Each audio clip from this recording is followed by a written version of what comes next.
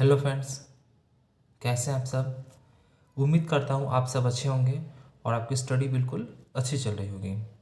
तो फ्रेंड्स, आज इस वीडियो में डिस्कस करेंगे इसरो के URSC 2024 के टेक्नीशियन बी के टर्नर, प्लम्बर, फीटर, मशीनिस्ट और वेल्डर के क्वेश्चंस को डिस्कस करेंगे। तो फ्रेंड्स, इस वीडियो में टॉप 100 प्लस क्वेश्चंस रहने वाला है, यानी कि 100 प्रश्न तो रहेगा, साथ में जो ऑप्शंस है उन सभी को भी डिस्कस किया जाएगा। तो 100 प्लस प्रश्न इसमें रहने वाला है। और फ्रेंड्स, ये पार्ट 1 रहने वाला है। और फ्रेंड्स, मैंने एग्ज़ाम ओरिएंटेड वीडियोस बना रखा है, जो कि खजाने वाले वीडियो के नाम से आपको मिल जाएगा। और यहाँ से 5 से 6 प्रश्न तो आपके 100% आपके यहीं से पूछे ही जाएंगे और पूछे भी जाते हैं, क्योंकि इसमें वैसे वैसे टॉपिक्स को रखा गया है जहाँ से प्रश्न पूछे ही जाते हैं। इसीलिए इस खजाने वाले वीडियो को बिल्कुल भी मिस ना करें। एग्ज़ाम से पहले इस वाले वीडियो को देख कर ही जाएँ, बहुत ही ज़्यादा आपको हेल्प मिलने वाला है। और फ्रेंड्स, इस वीडियो का अगर आपको फ्री PDF चाहिए तो आप हमारे टेलीग्राम को ज्वाइन कर सकते हैं। टेलीग्राम का लिंक आपको इसी वीडियो के नीचे डिस्क्रिप्शन में मिल जाएगा, वहाँ से जाकर ज्वाइन कर सकते हैं। वहाँ पे आपको फ्री PDF मिल जाएगा। Okay friends. तो फ्रेंड्स, अगर आपकी तैयारी पक्की होगी तो आपकी सिलेक्शन भी पक्की होगी। तो आइए अब स्टार्ट करते हैं और समझते हैं। तो क्वेश्चन नंबर फर्स्ट है, व्यक्तिगत सुरक्षा कौन सी है, यानी कि पर्सनल सेफ्टी इसमें से बताना है इन सभी ऑप्शंस में से कि कौन सा पर्सनल सेफ्टी है। तो इसका राइट आंसर हो जाएगा ऑप्शन बी, यानी कि अपने काम पर ध्यान दे। ये जो है ये पर्सनल सेफ्टी है, यानी कि व्यक्तिगत सुरक्षा है। अब देख लेते हैं, जैसे कि ऑप्शन ए में दे दिया गया है मशीन को साफ रखें। तो ये जो मशीन को साफ रखें ये कौन सी सेफ्टी है, तो ये है सेफ्टी ऑफ मशीन्स है। अगला है, यानी कि आगे दिया गया है ऑप्शन सी में दिया गया है गैंगवे और फर्श को साफ रखें। ये कैसा सेफ्टी है, तो ये है कार्यखंड की सुरक्षा, इसमें आ जाएगा ये। ओके फ्रेंड्स, तो आई होप आपको ये सभी समझ में आ गया होगा। अब अगला क्वेश्चन भी डिस्कस कर लेते हैं। तो अगला क्वेश्चन है क्वेश्चन नंबर सेकंड, निशान दिखाने के लिए किस पंच का उपयोग किया जाता है।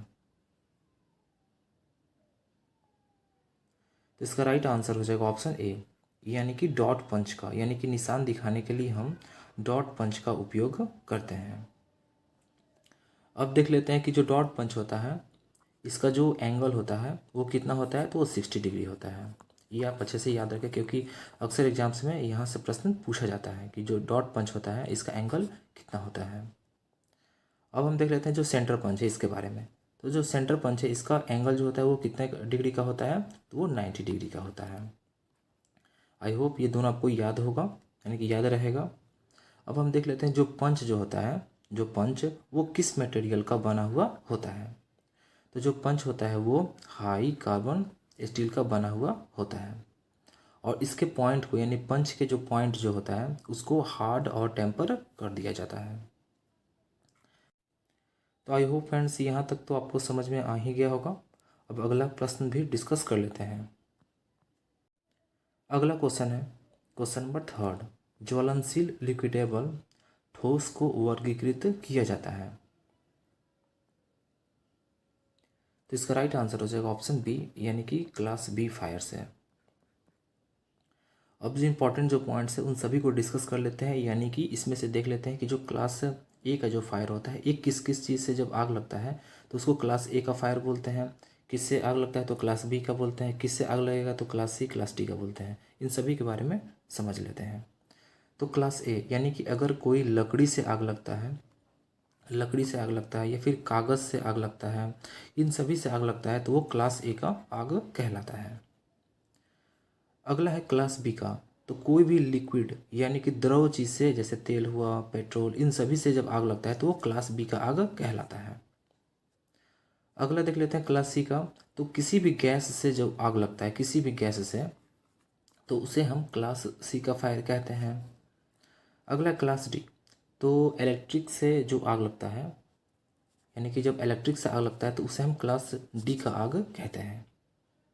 तो आई होप ये ABCD चारों आपको समझ में आ गया होगा। यानी कि किसी भी, जैसे एक बार और देख लेते हैं, जैसे कि क्लास ए का किसको कहेंगे आग, तो जब लकड़ी से या फिर कागज़ या फिर कपड़े से आग लगता है तो उसे क्लास ए का आग कहते हैं, यानी कि क्लास ए फायर कहते हैं। क्लास बी तो किसी भी द्रव से यानी कि लिक्विड से जब आग लगता है तो उसे क्लास बी का कहते हैं। और किसी भी गैस से आग अगर लगता है तो उसे क्लास सी का आग कहते हैं। और किसी भी जैसे इलेक्ट्रिक शॉर्ट सर्किट या फिर इन सभी से आग लगता है तो उसे क्लास डी का आग कहते हैं। तो आई होप ये चारों भी आपको समझ में आ गया होगा। अब अगला क्वेश्चन भी डिस्कस कर लेते हैं। तो अगला क्वेश्चन है क्वेश्चन नंबर 4। तत्काल जीवन रक्षक प्रक्रिया कौन सी है? तो इसका राइट आंसर हो जाएगा ऑप्शन ए, यानी कि फर्स्ट एड। अब फर्स्ट एड के बारे में देख लेते हैं। तो अगर किसी भी वर्कशॉप में अगर किसी भी व्यक्ति को अगर चोट लगता है तो डॉक्टर के आने से पहले जो उपचार जो किया जाता है उसी को फर्स्ट एड कहते हैं। तो आई होप ये फर्स्ट एड वाला भी आपको समझ में आ गया होगा। अब अगला प्रश्न जो है उसको भी डिस्कस कर लेते हैं। अगला क्वेश्चन है क्वेश्चन नंबर 5। इस चेतावनी प्रतीक का नाम बताएं, यानी इस वाले फिगर को देखकर बताना है ये कौन सा है, इन ऑप्शंस में से कौन सा है। तो इसका राइट आंसर हो जाएगा ऑप्शन सी, यानी कि अनगार्डेड। ये किस चीज़ को दर्शा रहा है? तो अनगार्डेड को। तो आई होप ये भी आपको समझ में आ गया होगा। अगला क्वेश्चन है क्वेश्चन नंबर 6। लकड़ी की अग्नि, कागज, कपड़े के कारण लगी आग किस क्लास के अंतर्गत आती है? अभी हम लोगों ने थोड़ी देर पहले पढ़ा कि अगर किसी भी लकड़ी, कागज या फिर कपड़े से जब आग लगता है तो वो क्लास ए का आग कहलाता है। तो इसका राइट आंसर क्या हो जाएगा? ऑप्शन ए हो जाएगा। और क्लास बी का आग किसको कहेंगे? तो किसी भी लिक्विड चीज़ या फिर द्रव, इन सभी से जब आग लगता है तो क्लास बी का आग कहलाता है। और जैसे किसी भी गैस से जो आग लगता है, गैस से, तो वो क्लास सी का आग कहलाता है। और इलेक्ट्रिक से अगर आग लगता है तो वो क्लास डी का आग कहलाता है। तो ये चारों तो आपको क्लियर हो ही गया होगा, क्योंकि यहाँ से प्रश्न पूछे जाते हैं, इसलिए आप अच्छे से इन सभी को देख लें। अब आइए अगला क्वेश्चन भी डिस्कस कर लेते हैं। अगला क्वेश्चन है क्वेश्चन नंबर 7। कार्बन टेट्राक्लोराइड यानी कि CTC और ब्रोमो क्लोरो डी फ्लोरो मीथेन यानी कि BCF से भरा हुआ कौन सा अग्निशामक यंत्र है? तो इसका राइट आंसर हो जाएगा ऑप्शन बी, यानी कि हैलोन एक्सटिंग्यूशर। अब बाकियों के बारे में भी डिस्कस कर लेते हैं। तो जो कार्बन जो डाइऑक्साइड है, यानी कि कार्बन डाइऑक्साइड को CO2 कहते हैं। तो जो कार्बन डाइऑक्साइड जो है इसका उपयोग हम किस लिए करते हैं? तो जो क्लास बी का आग होता है, यानी कि, और जो क्लास सी का आग होता है, यानी कि जो क्लास बी का आग मतलब कि कोई भी द्रव से यानी लिक्विड से जो आग लगता है उसको क्लास बी का आग कहते हैं। और जो क्लास सी का आग है, यानी कि कोई भी गैस से अगर आग लगता है तो उसको क्लास सी का आग कहते हैं। इन दोनों को बुझाने के लिए हम कार्बन डाइऑक्साइड का प्रयोग करते हैं, यानी कि CO2 का।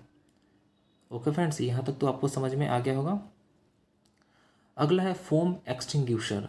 तो जो फोम एक्सटिंग्यूशर जो होता है इसके बारे में देख लेते हैं। तो जो क्लास बी का जो आग जो होता है, यानी कि जो लिक्विड यानी कि जो द्रव से जो आग लगता है या फिर तेल से या फिर पेट्रोल से जो आग लगता है, उन सभी को बुझाने के लिए हम फोम एक्सटिंग्यूशर का उपयोग करते हैं।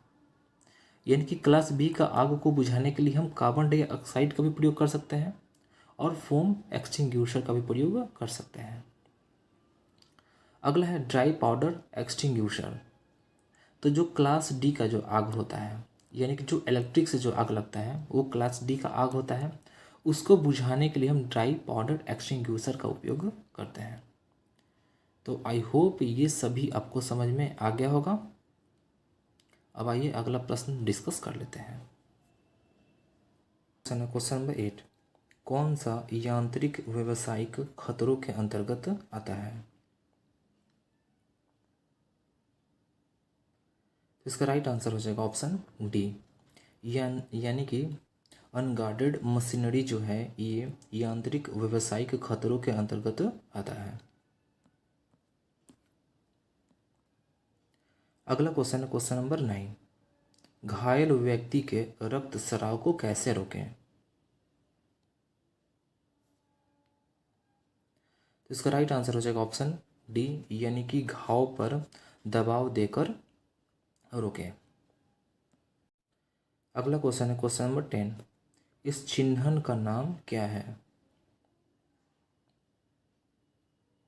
तो इसका राइट आंसर हो जाएगा ऑप्शन डी, यानी कि पैदल चलने वाले का मार्ग। ऐसे आप देख भी सकते हैं, यहाँ से इस फिगर को देखकर भी पता लगाया जा सकता है। अगला क्वेश्चन है क्वेश्चन नंबर 11। आग लगने के 3 कारक क्या है? यानी कि कौन से 3 कारक से आग जो है वो लगता है?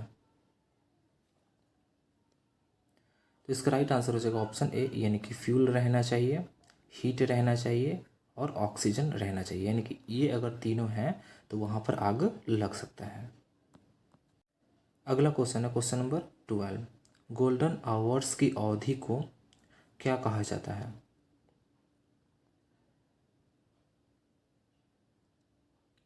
तो इसका राइट आंसर हो जाएगा ऑप्शन ए, यानी कि फर्स्ट 30 मिनट्स आफ्टर इंसिडेंट। यानी कि घटना के बाद के पहले 30 मिनट को गोल्डन आवर्स की अवधि कहते हैं। अगला क्वेश्चन है क्वेश्चन नंबर 13। कार्यस्थल पर दुर्घटना से बचने का पहला कदम क्या है? तो इसका राइट आंसर हो जाएगा ऑप्शन सी, यानी कि सुरक्षा सावधानियों का पालन करके। अगला क्वेश्चन है क्वेश्चन नंबर 14। उस कैलिपर का नाम बताइए जिसकी एक टांग एडजस्टेबल डिवाइडर पॉइंट और दूसरा टांग मुड़ा होता है।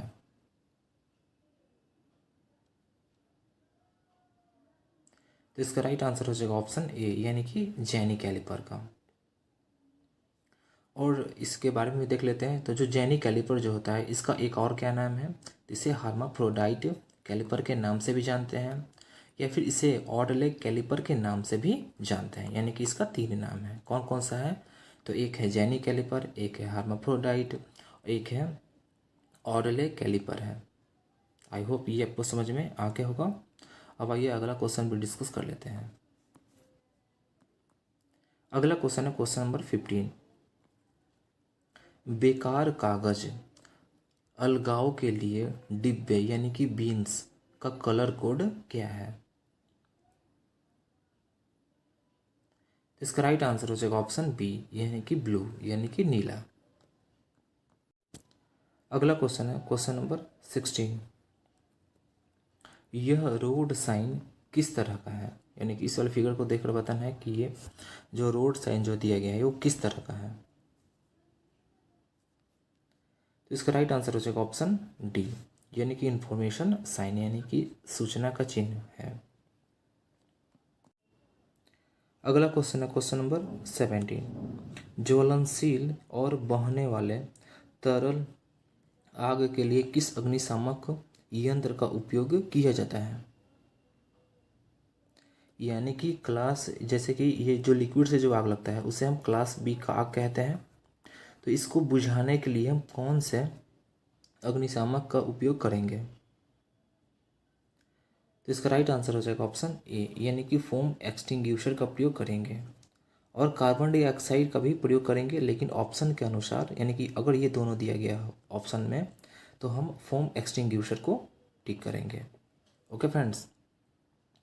और जो ड्राई पाउडर जो एक्सटिंग्विशर जो होता है, कोई भी अगर इलेक्ट्रिक से आग लगता है, यानी कि क्लास डी का जो आग होता है उसको बुझाने के लिए हम ड्राई पाउडर एक्सटिंग्विशर का प्रयोग करते हैं। तो आई होप ये भी आपको समझ में आ गया होगा। अब आइए अगला क्वेश्चन भी डिस्कस कर लेते हैं। तो अगला क्वेश्चन है क्वेश्चन नंबर 18।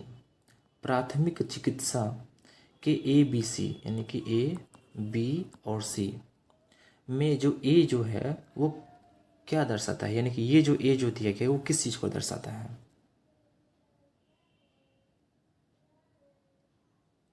तो इसका राइट आंसर हो जाएगा ऑप्शन ए, यानी कि एयर वे को दर्शाता है। और जो बी है वो किस चीज़ को दर्शाता है, इसके बारे में डिस्कस कर लेते हैं, क्योंकि अगर इस प्रश्न में ए के बारे में पूछा गया हो तो ऐसा भी तो हो सकता है कि अगला प्रश्न में बी, उसके अगला प्रश्न में सी भी पूछा जा सकता है। तो तीनों के बारे में समझ लेते हैं। तो जो ए है वो एयरवे को दर्शाता है, और जो बी है वो ब्रेथिंग को दर्शाता है, और जो सी है वो किस चीज़ को दर्शाता है, तो सर्कुलेशन को दर्शाता है। तो आई होप ये आपको तीनों समझ में आ गया होगा। तो अगर इस तीनों से कहीं से भी प्रश्न पूछा जाए तो आप आसानी से बना सकते हैं। तो आइए फ्रेंड्स, अब अगला क्वेश्चन भी डिस्कस कर लेते हैं। अगला क्वेश्चन है क्वेश्चन नंबर 19।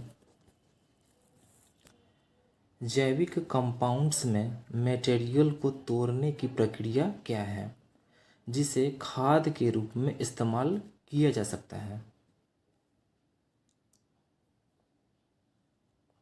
तो इसका राइट आंसर हो जाएगा ऑप्शन सी, यानी कि कंपोस्टिंग।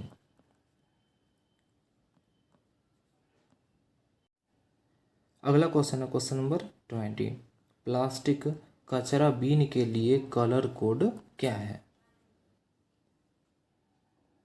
तो इसका राइट आंसर हो जाएगा ऑप्शन डी, यानी कि येलो, यानी कि पीला। तो अगला क्वेश्चन है क्वेश्चन नंबर 21। तो फाइल के एक्स के रूप में चिन्हित भाग को नाम दें। यानी कि ये जो फिगर जो दिया गया है ये फाइल का फिगर दिया गया है, और इस फिगर में आपको ये जो एक्स जो है वो किस चीज़ को दर्शा रहा है इसके बारे में आपको बताना है। तो इसका राइट आंसर हो जाएगा ऑप्शन बी, यानी कि टैंक को। यानी कि ये जो एक्स है वो टैंक को दर्शा रही है, यानी कि इस वाले भाग को फाइल के टैंक कहते हैं। अब आइए फ्रेंड्स, जो फाइल के और भी जो पार्ट्स हैं उनके क्या क्या कौन कौन से नाम हैं उन सभी के बारे में डिस्कस कर लेते हैं, क्योंकि अगर दूसरे पार्ट से अगर प्रश्न पूछा जाए तो आप आसानी से बना लेंगे इसीलिए। तो फाइल के इस वाले ये जो वाला जो भाग है इसको किस नाम से जानते हैं, तो इसको हैंडल के नाम से जानते हैं, यानी कि इसको हैंडल कहते हैं। इस वाले भाग को क्या कहते हैं, तो इस वाले भाग को फेरूल कहते हैं। और ये जो नीचे वाला ये जो भाग है इस वाले भाग को फाइल के क्या कहते हैं, तो इसे टिप भी कहते हैं या फिर पॉइंट भी कहते हैं। और फाइल के इस वाले भाग को क्या कहते हैं, तो इस वाले भाग को साइड कहते हैं। Okay friends. और ये जो कॉर्नर वाला ये जो भाग है इस वाले भाग को क्या कहते हैं, तो इस वाले भाग को एज कहते हैं। और ये वाला जो भाग है इस वाले भाग को क्या कहते हैं, तो इस वाले भाग को हील कहते हैं। Okay friends. और फाइल का जो साइज़ जो होता है वो कहाँ से कहाँ तक लिया जाता है, तो ये जो टिप होता है यहाँ से लेकर जो हील होता है इसके बीच की जो लेंथ होती है इसी को फाइल का एक्चुअल साइज कहा जाता है। Okay friends. तो आई होप ये सभी पार्ट्स जो हैं फाइल के आपको समझ में आ गया होगा, कौन से पार्ट को क्या कहते हैं, सभी के नाम के बारे में आपको समझ में आ गया होगा। अब आइए अगला प्रश्न को भी डिस्कस कर लेते हैं। अगला क्वेश्चन है क्वेश्चन नंबर 22। एक ट्राई स्क्वायर का उपयोग क्या है। तो इसका राइट आंसर हो जाएगा ऑप्शन ए, यानी कि समकोण की जांच करने के लिए हम ट्राई स्क्वायर का उपयोग करते हैं। और ये जो ट्राई स्क्वायर जो होता है इसमें इसके दो जो पार्ट्स जो होते हैं दो होते हैं। इसमें कौन कौन सा होता है, तो एक होता है ब्लेड होता है और एक स्टॉक होता है। Okay friends. और जो ट्राई स्क्वायर होता है इसके नीचे एक अंडर कट होता है, जॉब पर कॉर्नर को स्थान देने के लिए अंडर कट रखा जाता है। तो आई होप ये आपको समझ में आ गया होगा। अब अगला प्रश्न भी डिस्कस कर लेते हैं। अगला क्वेश्चन है क्वेश्चन नंबर 23। कौन सा मार्किंग मीडिया जहरीला है।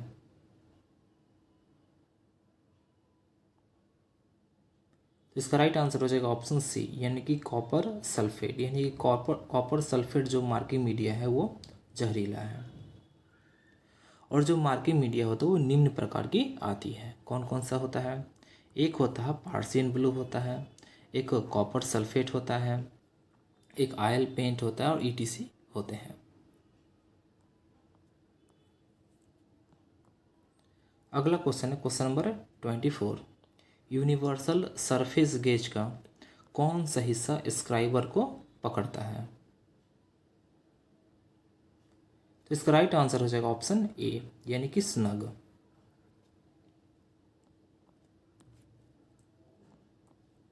अगला क्वेश्चन है क्वेश्चन नंबर 25। इस वॉइस का नाम क्या है? यानी कि ये जो फिगर जो दिया गया है आपको, ये जो वॉइस का फिगर दिया गया है, इसमें आपको बताना है कि ये कौन सा वॉइस है, इसका क्या नाम है। तो इसका राइट आंसर हो जाएगा ऑप्शन सी, यानी कि हैंड वॉइस। ये कौन सा वॉइस है? तो ये हैंड वॉइस का फिगर दिया गया है। अब आइए कुछ इंपॉर्टेंट जो पॉइंट्स है उन सभी के बारे में डिस्कस कर लेते हैं। तो ये जो वॉइस है इसका प्रयोग हाथों के द्वारा किया जाता है। ऐसे नाम से भी पता चल रहा है कि हैंड वॉइस, तो इसका प्रयोग भी हाथ से किया जा सकता है। अगला इसका पॉइंट है कि जो हैंड वॉइस होता है इसमें विंग नट का प्रयोग किया जाता है। आप देख सकते हैं फिगर में ये जो दिया गया है, यहाँ पर जो नट का प्रयोग किया गया है ये विंग नट का प्रयोग किया गया है। और जो विंग नट होता है इसे हम फ्लाई नट के नाम से भी जानते हैं, यानी कि विंग नट का दो नाम है, एक विंग नट और एक फ्लाई नट। ओके फ्रेंड्स, अगला है छोटे छोटे कार्यों को पकड़ने के लिए हम हैंड वॉइस का प्रयोग करते हैं। अब देख लेते हैं कि ये जो हैंड जो वॉइस होता है ये किस मटेरियल का बना हुआ होता है। तो यह प्रायः माइल्ड स्टील का बना हुआ होता है। ओके फ्रेंड्स, यहाँ तक आई होप आपको समझ में आ गया होगा। अब आइए अगला प्रश्न भी डिस्कस कर लेते हैं।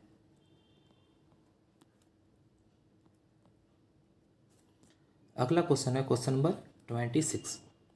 कुछ स्ट्रोक के बाद एक नया हेक्सा ब्लेड ढीला हो जाता है, जिसकी वजह है।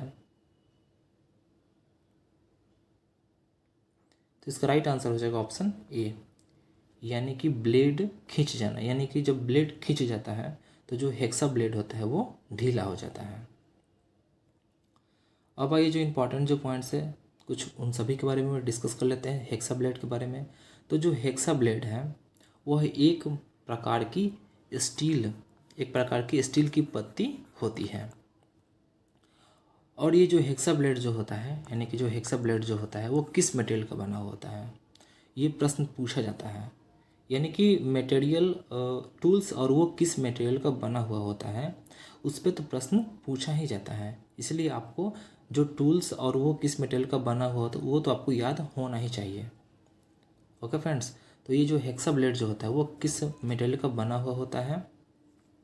तो ये हाई कार्बन स्टील का बना हुआ होता है और हाई स्पीड स्टील का भी बना हुआ होता है और लो एलॉय स्टील का भी बना हुआ होता है। ओके फ्रेंड्स, अगला देख लेते हैं कि ये जो हेक्सा ब्लेड है इसका जो हार्डनेस जो होता है वो कितना HRC होता है। तो इसका जो हार्डनेस जो होता है वो 59 से 65 HRC होता है। ओके फ्रेंड्स, अब आइए अगला प्रश्न भी डिस्कस कर लेते हैं। अगला क्वेश्चन है क्वेश्चन नंबर 27।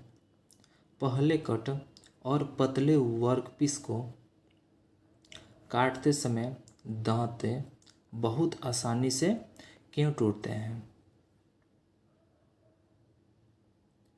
इसका राइट आंसर हो जाएगा ऑप्शन डी, यानी कि हाथ का बल केवल कुछ दांतों पर काम करता है, इसीलिए। अगला क्वेश्चन है क्वेश्चन नंबर 28। कॉर्नर और जॉइंट्स पर मटेरियल को चौकोर करने के लिए किस छेनी का उपयोग किया जाता है? तो इसका राइट आंसर हो जाएगा ऑप्शन सी, यानी कि डायमंड पॉइंट चीजल का उपयोग किया जाता है। अब देख लेते हैं कि ये जो फाइल जो है, यानी कि ये जो फाइल जो होता है इसका जो हार्डनेस वो कितना HRC होता है। तो फाइल का जो हार्डनेस होता है वो 60 से 64 HRC होता है। आई होप आपको ये याद रहेगा।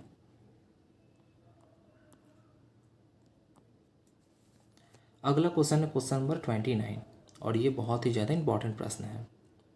तो एक्स के रूप में चिन्हित हथौड़े के भाग का नाम बताएं। यानी कि ये जो हैमर जो यानी कि जो हथौड़ा जो दिया गया है, इसमें जो एक्स जो है वो किस भाग को दर्शा रहा है उसके बारे में आपको बताना है। तो इसका राइट आंसर हो जाएगा ऑप्शन सी, यानी कि चीक को दर्शा रहा है। अब फ्रेंड्स, जो हैमर जो दिया गया है इसके सभी पार्ट्स यानी कि इसके जितने भी पार्ट्स हैं इन सभी के बारे में अगर हम देख लेते हैं, यानी कि सभी पार्ट्स के नाम के बारे में जान लेते हैं, तो अगर ये ना देकर कोई दूसरा अगर पूछा जाए तो आप आसानी से बता सकेंगे। इसलिए बाकी सभी सभी पार्ट्स के नाम के बारे में देख लेते हैं।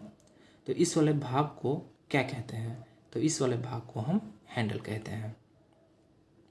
और इस वाले भाग को क्या कहते हैं? तो इसे हम पिन कहते हैं। Okay friends. और इस वाले भाग को क्या कहते हैं? तो इस वाले भाग को हम वेज कहते हैं। और ये जो गोल वाला ये जो भाग है इसको क्या कहते हैं? तो इसको आई होल कहते हैं। और ये जो नीचे वाला जो भाग है इस वाले भाग को क्या कहते हैं? तो इस वाले भाग को हम फेस कहते हैं। Okay friends. और इस वाले भाग को क्या कहेंगे? तो इस वाले भाग को हम नेक कहते हैं। और ये जो सामने है इसको तो चीक कहते हैं, आपको पता ही है। तो आई होप ये सभी जितने भी सारे पॉइंट्स हैं ये सभी आपको समझ में आ गया होगा इसके भाग के नाम के बारे में। और ये जो हैमर जो होता है यानी कि हैमर को स्ट्रीकिंग टूल भी कहा जाता है, ये आपको याद रहना चाहिए। Okay friends. अब आइए अगला प्रश्न भी डिस्कस कर लेते हैं।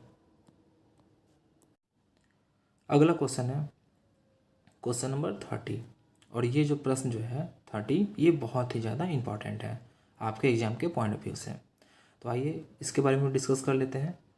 तो काटने वाले छेनी पर प्रतीक गामा द्वारा किस कोण को दर्शाया जाता है?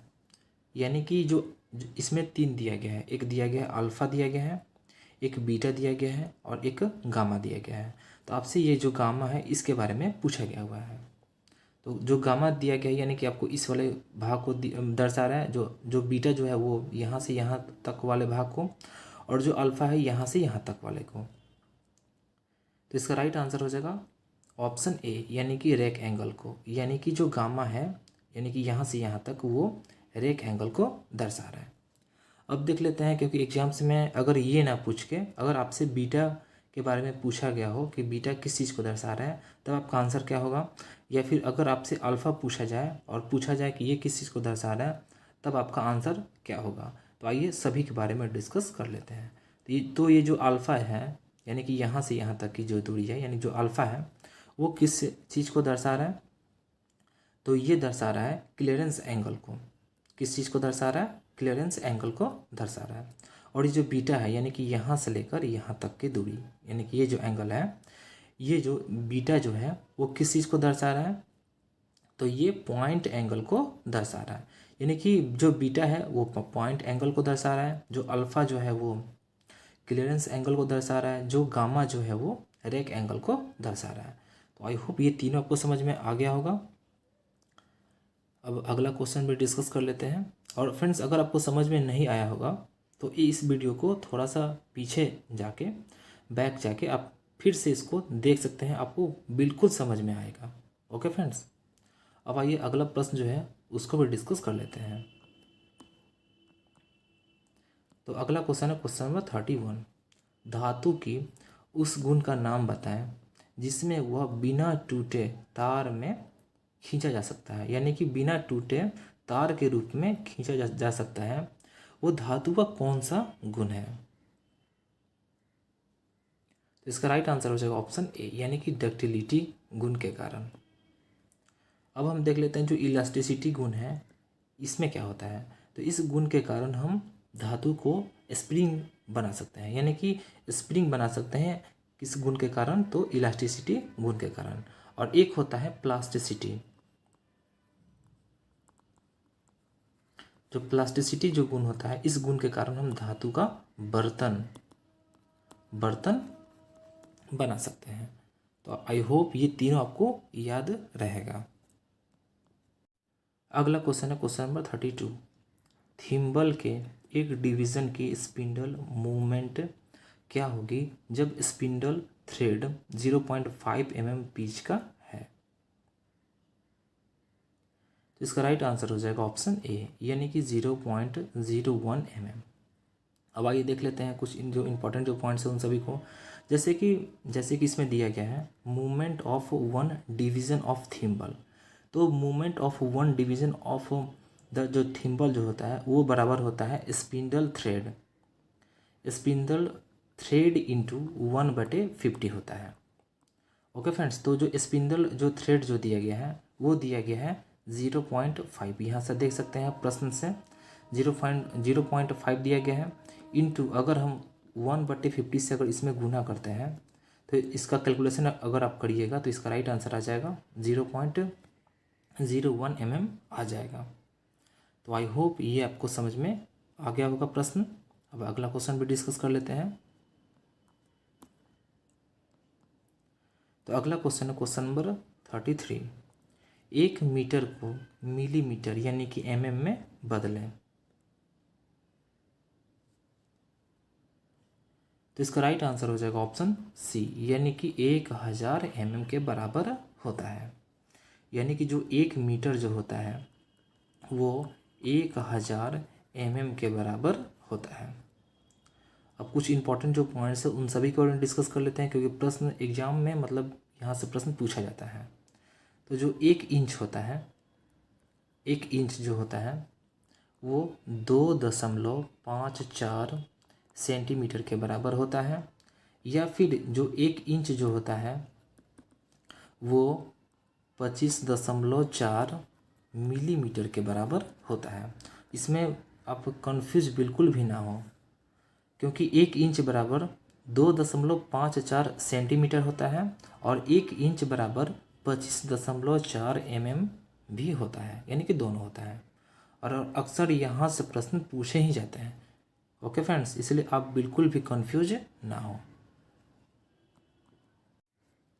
अगला क्वेश्चन है क्वेश्चन नंबर 34। क्यों सतह प्लेटें तनाव मुक्त अच्छी कास्ट आयरन से बने होते हैं। तो इसका राइट आंसर हो जाएगा ऑप्शन सी, यानी कि विकृति को रोकने के लिए बने होते हैं। अगला क्वेश्चन है क्वेश्चन नंबर 35। फीलर गेज का उपयोग क्या है। तो इसका राइट आंसर हो जाएगा ऑप्शन डी, यानी कि मिलने वाले भागों के बीच की गैप की जांच करना, यही जो फीलर गेज है इसका उपयोग है। अगला क्वेश्चन है question number 36। Universal surface gauge के किस भाग का उपयोग आवश्यक सही पोजीशन पर स्क्राइबर सेट करने के लिए किया जाता है। तो इसका राइट आंसर हो जाएगा ऑप्शन डी, यानी कि फाइन एडजस्टमेंट स्क्रू का। अगला क्वेश्चन है क्वेश्चन नंबर 37। एक गैंग ड्रिलिंग मशीन में क्या ऑपरेशन किया जाता है। तो इसका राइट आंसर हो जाएगा ऑप्शन डी, यानी कि ड्रिलिंग का क्रमिक संचालन। अगला क्वेश्चन है question number 38। Vernier bevel protector में स्टॉक का एक अभिन्न हिस्सा कौन सा है। तो इसका राइट आंसर हो जाएगा ऑप्शन बी, यानी कि डायल।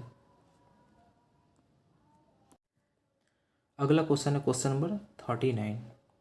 फाइल के एक्स के रूप में चिन्हित भाग को नाम दे।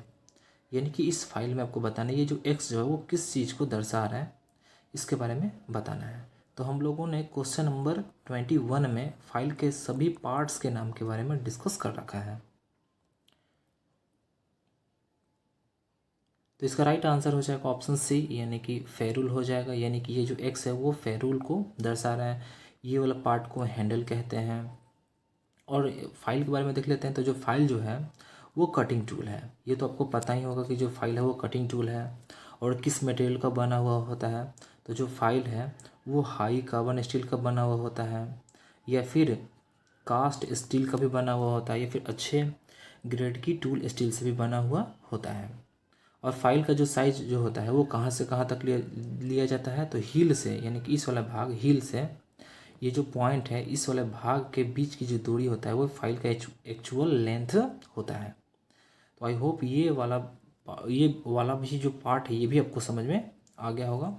और इस वाले भाग को क्या कहते हैं, तो इस वाला भाग को एज कहते हैं। बीच वाला भाग को क्या कहते हैं, तो साइड कहते हैं। सामने वाला इस वाला भाग को क्या कहते हैं, तो इस वाला भाग को टिप भी बोलते हैं या फिर पॉइंट भी बोलते हैं। ओके फ्रेंड्स, अब आइए फ्रेंड्स अगला प्रश्न भी डिस्कस कर लेते हैं। तो अगला क्वेश्चन है क्वेश्चन नंबर 40। जॉब को फिनिश्ड साइज के करीब लाने के लिए किस फाइल का उपयोग किया जाता है। तो इसका राइट आंसर हो जाएगा ऑप्शन सी, यानी कि सेकेंड कट फाइल का उपयोग किया जाता है। और फाइल के बारे में तो आपको पता ही होगा, फाइल के बारे में कि जो फाइल होता है वो हाई कार्बन स्टील से बना हुआ होता है या फिर कास्ट स्टील का भी बना हुआ होता है या फिर अच्छे ग्रेड की टूल स्टील से बना हुआ होता है। Question number 41। तो किस फाइल में समानांतर किनारे पूरे लंबाई में होते हैं। इसका राइट आंसर हो जाएगा ऑप्शन ए, यानी कि हैंड फाइल में। अब आइए हैंड फाइल के बारे में भी कुछ पॉइंट्स को डिस्कस कर लेते हैं। तो जो हैंड फाइल होता है इसको सेफ एज फाइल के नाम से भी जानते हैं, यानी कि इसका एक और क्या नाम है, तो सेफ एज फाइल इसका एक और नाम है। और इसका प्रयोग 90 डिग्री के कोण वाली सतह को रेतने के लिए किया जाता है। किसका, तो हैंड फाइल का। और जो फाइल जो होता है ये जो फाइल जो होता है इसका जो हार्डनेस होता है वो कितना से कितना होता है, तो वो होता है 60 से 64 HRC होता है। और ये बहुत ही ज़्यादा इम्पॉर्टेंट पॉइंट है क्योंकि हार्डनेस भी प्रश्न पूछा जाता है कि फाइल का जो हार्डनेस होता है वो कितना होता है, तो 60 से 64 HRC होता है। अब देख लेते हैं कि ये जो फाइल जो है वो किस मटेरियल का बना हुआ होता है। तो जो फाइल है वो हाई कार्बन स्टील का भी बना हुआ होता है, कास्ट स्टील का भी बना हुआ होता है, अच्छे ग्रेड की टूल स्टील से भी बना हुआ होता है। तो आई होप ये सभी पॉइंट्स आपको समझ में आ गया होगा। अब अगला प्रश्न जो है वो डिस्कस कर लेते हैं। तो अगला क्वेश्चन है क्वेश्चन नंबर 42। बेंच वाइस को बनाने की सामग्री यानी कि मटेरियल क्या है, यानी कि जो बेंच वाइस है वो किस मटेरियल का बना हुआ होता है वो आपको बताना है। तो इसका राइट आंसर हो जाएगा ऑप्शन डी, यानी कि कास्ट आयरन, यानी कि जो बेंच वाइस जो होता है वो कास्ट आयरन का बना हुआ होता है। अब कुछ इंपॉर्टेंट जो पॉइंट्स है बेंच वाइस के बारे में डिस्कस कर लेते हैं। तो जो बेंच वाइस जो होता है इसका जो साइज जो होता लिया जाता है कहाँ से कहाँ तक, तो जो इसका जो जा होता है इसकी चौड़ाई से, यानी कि जा की चौड़ाई से बेंच वाइस का जो साइज है वो लिया जाता है।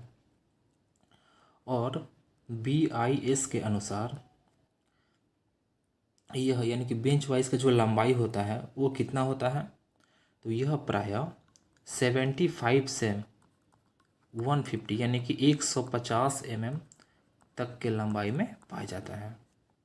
तो आई होप ये सभी आ गया होगा समझ में, यानी कि जो बेंच वाइस होता है वो किस मटेरियल का बना हुआ होता है, तो कास्ट आयरन का बना हुआ होता है। और जो बेंच वाइस जो होता है उसका इसका जो लंबाई होता है वो कहाँ से लिया जाता है, तो जो इसका जा जो होता है इसकी जा के चौड़ाई से बेंच वाइस का लंबाई लिया जाता है। और BIS के अनुसार जो बेंच वाइस होता है उसकी लंबाई कितना होता है, तो 75 से 150 यानी कि 150 mm तक पाया जाता है। तो आई होप ये सभी पॉइंट्स आपको क्लियर हो गया होगा। अगला क्वेश्चन है क्वेश्चन नंबर 43। कौन सी मार्किंग मीडिया मशीन से तैयार सतहों पर स्पष्ट रेखाएं प्रदान करती है। तो इसका राइट आंसर हो जाएगा ऑप्शन बी, यानी कि पार्सियन ब्लू।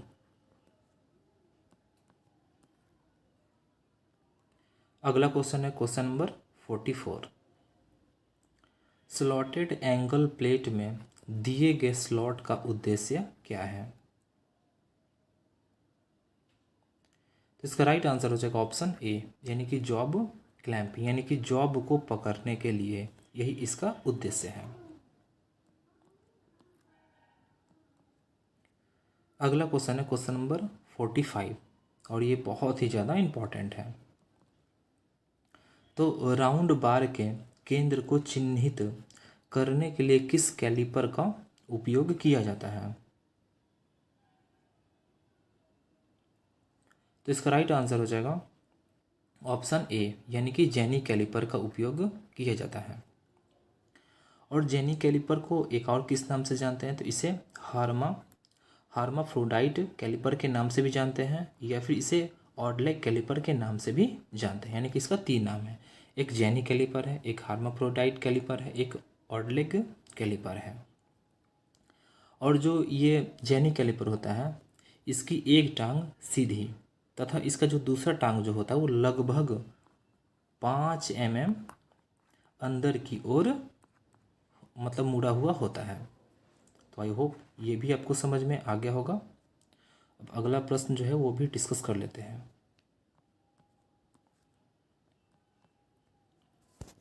तो अगला क्वेश्चन है क्वेश्चन नंबर 46। एक्स के रूप में चिन्हित भाग को यानी भाग का नाम बताएं।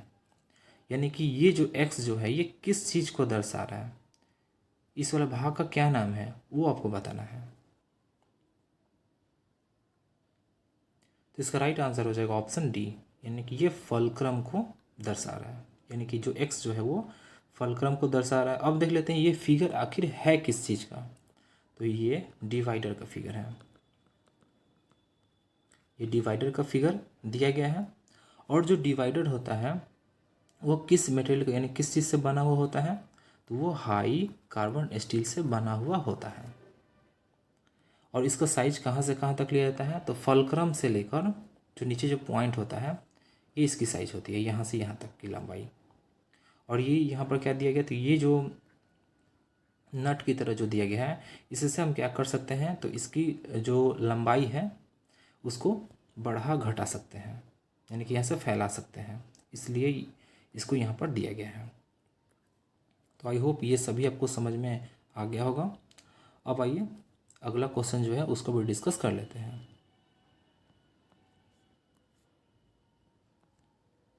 तो अगला क्वेश्चन है क्वेश्चन नंबर 47। इस कोणीय मापक यंत्र का नाम बताएं। यानी कि इस वाले फिगर में देखकर बताना है कि ये कौन सा मेजरिंग इंस्ट्रूमेंट है, यानी कि एंगुलर मेजरिंग इंस्ट्रूमेंट है। तो इसका राइट आंसर हो जाएगा ऑप्शन सी, यानी कि यूनिवर्सल वेबल गेज है। अगला क्वेश्चन है क्वेश्चन नंबर 48। 10 डिग्री से ऊपर के संकीर्ण खांचे और कोण को भरने के लिए किसका उपयोग किया जाता है? तो इसका राइट आंसर हो जाएगा ऑप्शन डी, यानी कि नाइफ एज फाइल का उपयोग किया जाता है। अब आइए जो इंपॉर्टेंट जो पॉइंट्स है उन सभी के बारे में डिस्कस कर लेते हैं, यानी कि नाइफ एज फाइल के बारे में डिस्कस कर लेते हैं। तो यह फाइल यानी कि जो नाइफ एज फाइल है इसके बारे में, तो यह फाइल चौड़ाई और मोटाई यानी कि चौड़ाई और मोटाई में टेपर होता है। कौन फाइल? तो नाइफ एज फाइल। और इसका आकार कैसा होता है? तो नाम से ही पता चल रहा है कि नाइफ एज यानी कि चाकू के जैसा होगा, यानी कि इसका आकार कैसा होगा? तो चाकू की तरह होता है। और इसका बारीक जो किनारा जो होता है वो 10 डिग्री टेपर पर बना होता है। अगला क्वेश्चन है क्वेश्चन नंबर 49। उस दोष का नाम बताएं जब धातु के चिप्स फाइल के दांतों के बीच घुस जाते हैं। यानी कि आपको वो बताना है कि जब जब धातु का जो चिप्स है वो फाइल के जो दांते जो होते हैं उसमें जब उसके बीच जब फंस जाता है तो वो कौन सा दोष कहलाता है? तो इसका राइट आंसर हो जाएगा ऑप्शन बी, यानी कि पिनिंग ऑफ फाइल कहते हैं। आई होप ये समझ में आ गया होगा। अब ये जो इंपॉर्टेंट जो पॉइंट्स है कुछ उन सभी को डिस्कस कर लेते हैं। तो जो फाइल जो होता है ये कैसा टूल है? तो जो फाइल है वो कटिंग टूल है। और फाइल के मुख्य जो पार्ट्स जो होते हैं वो कौन कौन से इसके पार्ट्स होते हैं? तो एक इसमें होता है पॉइंट होता है, एक इसमें एज होता है, एक फेस होता है, एक हील इसमें होता है, एक शोल्डर होता है, एक टैंग होता है। ये सब जो दिए गए हैं ये सभी फाइल के मुख्य पार्ट्स के नाम दिए गए हैं। ओके फ्रेंड्स, अब आइए अगला क्वेश्चन जो है उसको भी डिस्कस कर लेते हैं। तो अगला क्वेश्चन है क्वेश्चन नंबर 50। आयल ग्रूवेज को काटने के लिए किस छेनी का उपयोग किया जाता है? तो इसका राइट आंसर हो जाएगा ऑप्शन सी, यानी कि हाफ राउंड नोज चीजल का उपयोग किया जाता है। अब जो इम्पोर्टेंट कुछ पॉइंट्स हैं उन सभी को डिस्कस कर लेते हैं। तो इसके कटिंग एज की जो चौड़ाई होती है वो 2 से 16 mm तक होती है। किसकी? तो हाफ राउंड नोज चीजल की। अगला क्वेश्चन है क्वेश्चन नंबर 51। इस फाइल का नाम बताएं, यानी कि ये जो फिगर अब जो दिया गया है इस फाइल का आपको नाम बताना है। तो इसका राइट आंसर हो जाएगा ऑप्शन बी, यानी कि रिफलर फाइल। ये कौन सा फाइल है? तो रिफलर फाइल का फिगर दिया गया है। अगला क्वेश्चन है क्वेश्चन नंबर 52। इस वॉइस का नाम क्या है? यानी कि अब आपको इस वाले फिगर में देखकर बताना है कि ये कौन सा वॉइस है।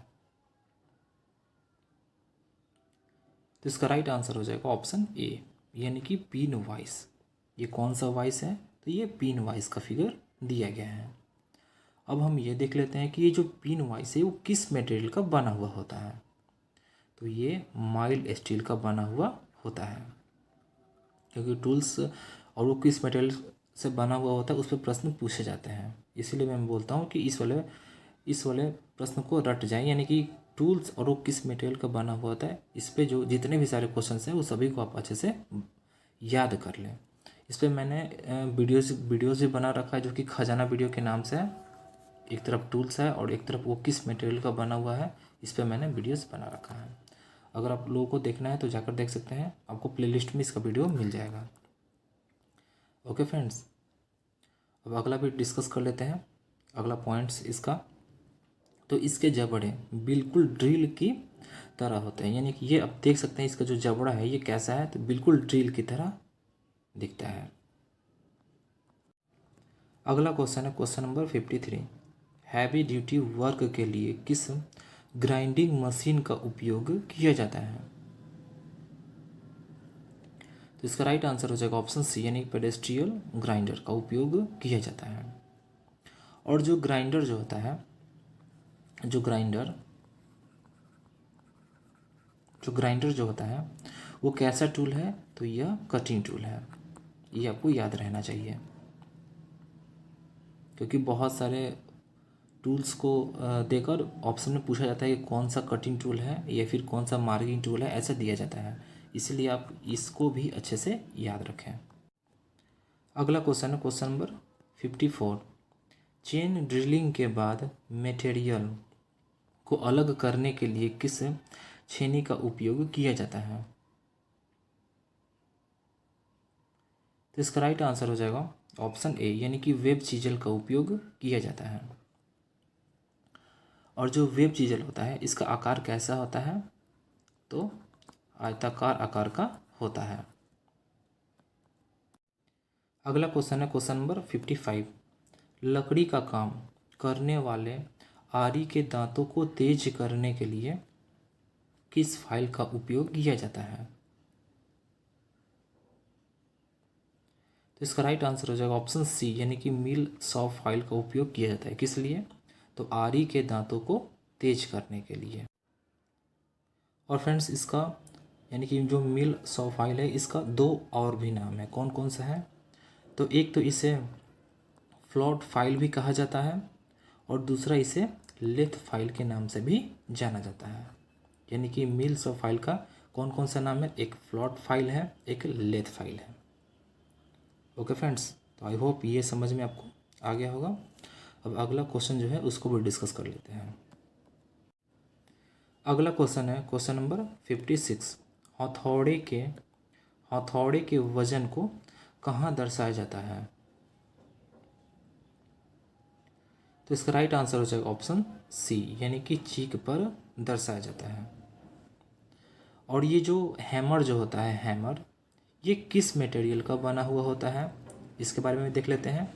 तो ये जो है हाई कार्बन स्टील का बना हुआ होता है। कौन? तो हैमर। और इसके मुख्य जो पार्ट्स हैं वो कौन कौन से होते हैं? तो ये होता है, एक होता है पैन होता है, एक होता है आई होल होता है, एक इसमें फेस होता है, एक हैंडल होता है, एक वेज होता है और बहुत सारे होते हैं। तो आई होप ये सभी आपको समझ में आ गया होगा। अब आइए अगला क्वेश्चन भी डिस्कस कर लेते हैं। अगला क्वेश्चन है क्वेश्चन नंबर 57। अगर चिपिंग करते समय छेनी का निकासी कोण अनुशंसित कोण से कम है तो क्या प्रभाव होगा? तो इसका राइट आंसर हो जाएगा ऑप्शन ए, यानी कि कटिंग एज घुस नहीं सकती, छेनी फिसल जाएगी।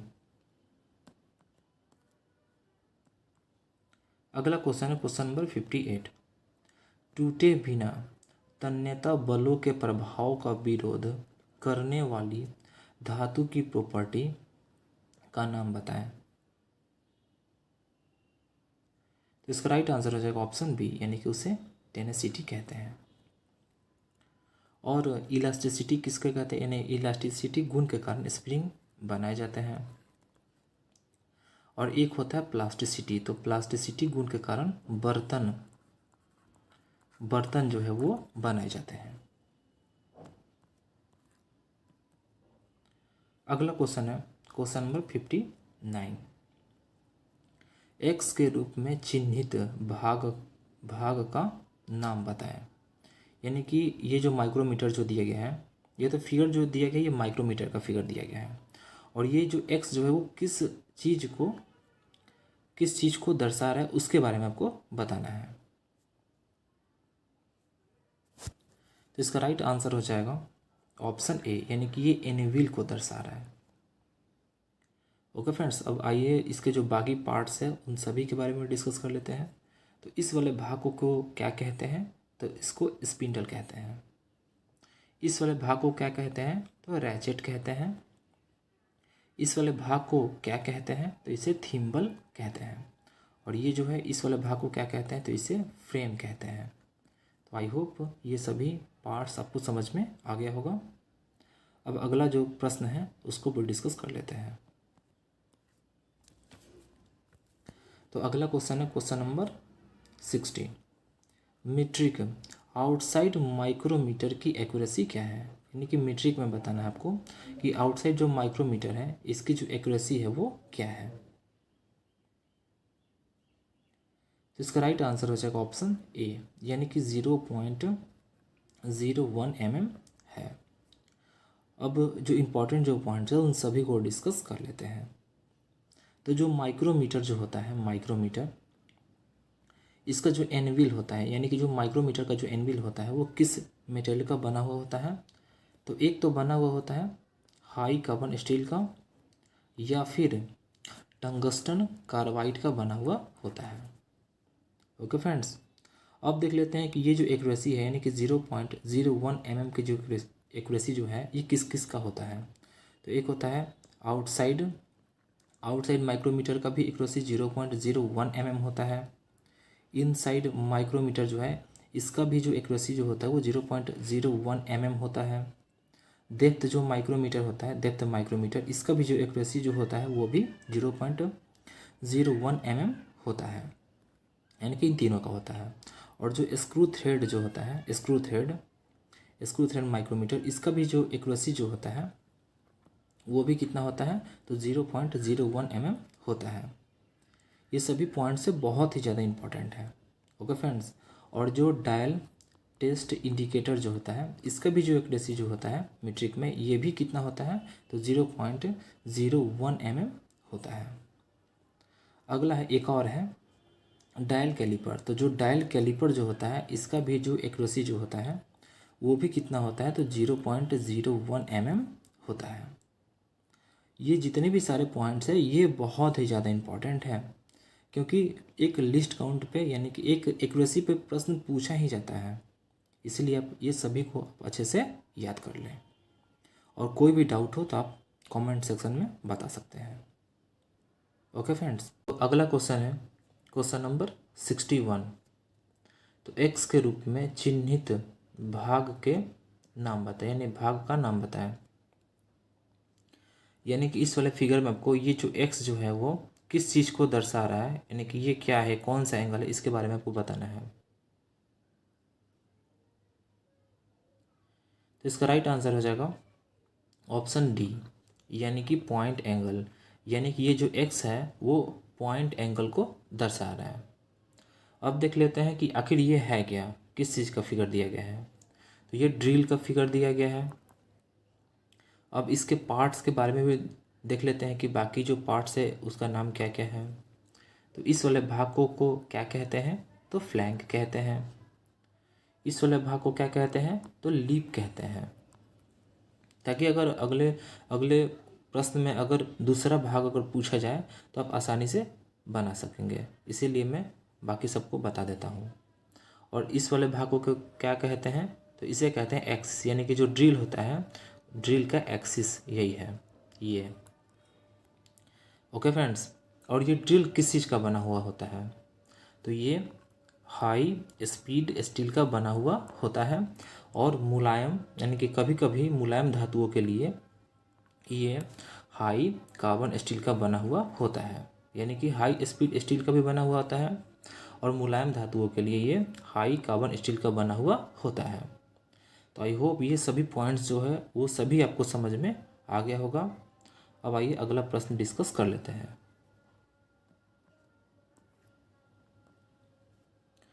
अगला क्वेश्चन है क्वेश्चन नंबर 62।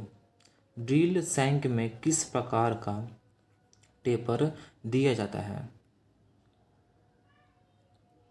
तो इसका राइट आंसर हो जाएगा ऑप्शन सी, यानी कि मोर्स टेपर दिया जाता है किसमें, तो ड्रिल सैंक में।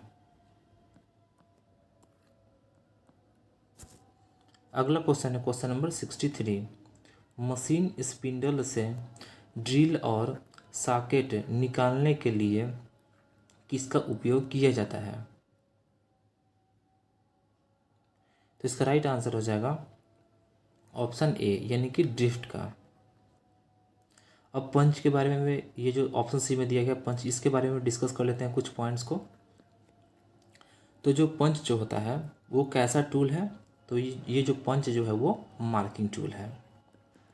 ओके फ्रेंड्स, और ये मार्किंग को अस्थायी बनाने के लिए हम इसका यानी पंच का उपयोग करते हैं। और ये जो पंच जो है वो इसका जो पॉइंट होता है, यानी जो पंच जो होता है इसका जो पॉइंट, उसको हार्ड और टेम्पर, यानी कि हार्ड और टेम्पर कर दिया जाता है। और पंच कौन कौन से होते हैं, यानी कितने प्रकार के होते हैं, तो 3 होते हैं। कौन कौन सा, एक डॉट पंच होता है, एक प्रिक पंच होता है, और एक सेंटर पंच होता है। तो जो डॉट पंच जो होता है उसका जो एंगल जो होता है वो कितने डिग्री का होता है, तो वो 60 डिग्री का होता है। और फ्रेंड्स यहाँ से प्रश्न पूछे जाते हैं, इसीलिए मैं बोल रहा हूँ कि जो पंच जो है इसका जो एंगल है ये पूछा जाता है। इसीलिए ये जो डॉट पंच है इसका जो एंगल है वो कितने डिग्री का होता है, तो 60 डिग्री का होता है।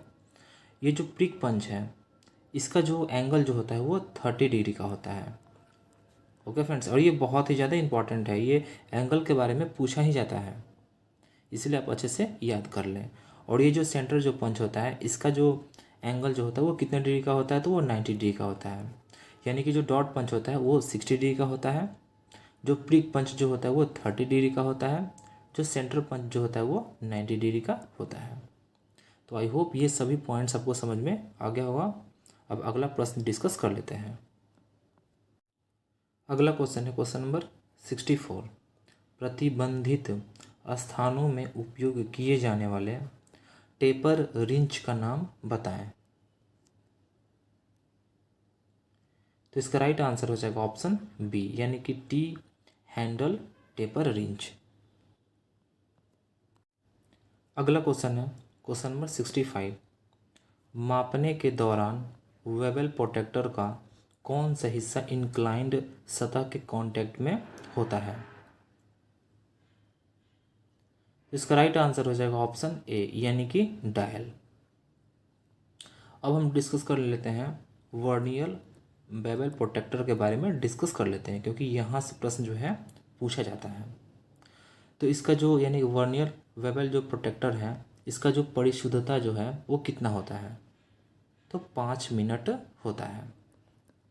ओके फ्रेंड्स, और इसका जो मुख्य भाग है वो कौन कौन सा होता है किसका? तो वर्नियर बेवल जो प्रोटेक्टर है इसका जो मुख्य भाग होता है वो होता है, एक इसमें होता है मेन स्केल होता है, एक इसमें वर्नियर स्केल होता है, एक इसमें ब्लेड होता है, एक होता है डिस्क होता है, एक डायल होता है, एक होता है स्टॉक होता है, एक लीडिंग स्क्रू होता है। ओके फ्रेंड्स, ये सभी जो है ये सभी इसके मुख्य भाग के नाम दिए गए हैं। अगला क्वेश्चन है क्वेश्चन नंबर 66। ड्रिलिंग ऑपरेशन में फीड की इकाई क्या है? तो इसका राइट आंसर हो जाएगा ऑप्शन बी, यानी कि mm पर रेगुलेशन होता है। और ये भी बहुत ज़्यादा इंपॉर्टेंट प्रश्न है। अगला क्वेश्चन है क्वेश्चन नंबर 67। वर्नियर कैलिपर में एक्स के रूप में चिन्हित भाग का नाम बताएं। यानी कि ये जो दिया गया फिगर वर्नियर कैलिपर का फिगर दिया गया है, इसमें आपको ये बताना कि ये जो एक्स है वो किस भाग को दर्शा रहा है, इसका नाम क्या है?